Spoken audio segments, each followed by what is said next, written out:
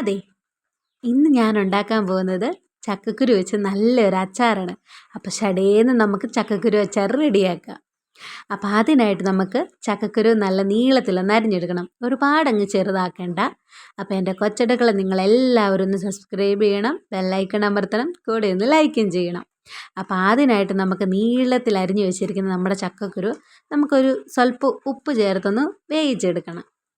അപ്പം നമ്മുടെ ചക്കക്കുരു ഇവിടെ നമ്മൾ ഉപ്പ് ചേർത്ത് നന്നായിട്ടൊന്ന് വേവിച്ചിട്ട് എടുത്തിട്ടുണ്ട്. ഒരുപാടങ്ങ് വല്ലാണ്ടങ്ങ് വേവിക്കണ്ട. അത്യാവശ്യം നമുക്ക് ജസ്റ്റ് ഇപ്പം കണ്ടില്ലേ അതുപോലെ ഒന്ന് വേവിച്ചെടുത്താൽ മതി. കൂടത്തിൽ നമുക്ക് കടുക് പൊടിച്ചത് ചേർത്ത് കൊടുക്കാം, ഉലുവ പൊടിച്ചത് ചേർത്ത് കൊടുക്കാം. അതുപോലെ തന്നെ നന്നായിട്ട് പൊടിച്ച് വെച്ചിരിക്കുന്ന മുളക് പൊടി നമുക്ക് ചേർത്ത് കൊടുക്കാം. കൂടത്തിൽ നമുക്ക് നല്ല ഒന്നാം തരം കായം കൂടെ ചേർത്ത് കൊടുക്കാം.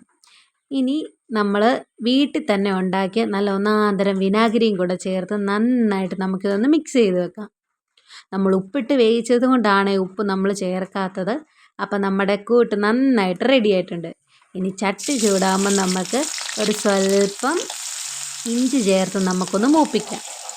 ഒരുപാടങ്ങ് മൂപ്പിക്കേണ്ട, ഒരു ശകലം ആ പച്ചമണമൊക്കെ മാറി വരുന്നോടം വരെ. ഇനി കുറച്ച് വെളുത്തുള്ളി ഇട്ട് നമുക്ക് നന്നായിട്ടൊന്ന് മൂപ്പിച്ചെടുക്കാം.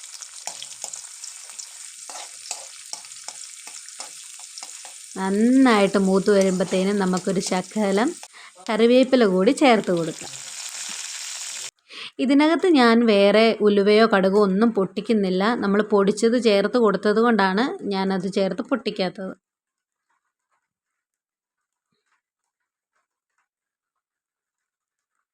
ഇനി നമുക്കൊരു സ്വല്പം വറ്റൽമുളകും കൂടെ ചേർത്ത് നന്നായിട്ടൊന്ന് മൂപ്പിക്കാം. അപ്പം നമ്മുടെ മിക്സ് ചെയ്ത് വെച്ചിരിക്കുന്ന ചക്കക്കുരു നമുക്ക് ഈ ഒരു കൂട്ടിലേക്കങ്ങ് ചേർത്ത് കൊടുക്കാം.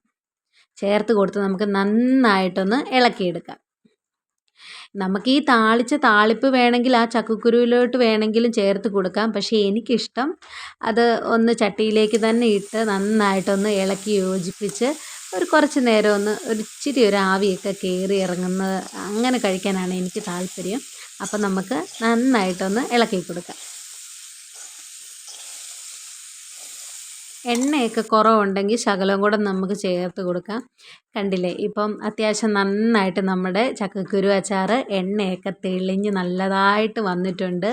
ഇതാണ് കറക്റ്റ് പാകം. അപ്പോൾ നമുക്ക് നമ്മുടെ ചക്കക്കുരു അച്ചാർ റെഡി ആയിട്ടുണ്ട്.